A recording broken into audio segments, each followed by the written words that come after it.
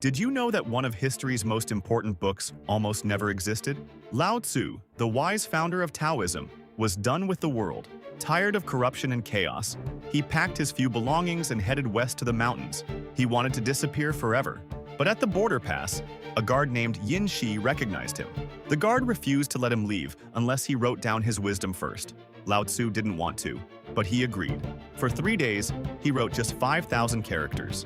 This became the Tao Te Ching, one of the most influential books ever written. It taught the world to flow like water, to find strength in softness, to lead through humility. After finishing, Lao Tzu handed over the manuscript and vanished into the wilderness. No one ever saw him again. Here's the lesson.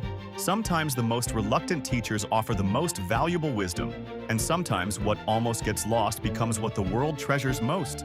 The guard's insistence gave humanity timeless wisdom that still guides millions today.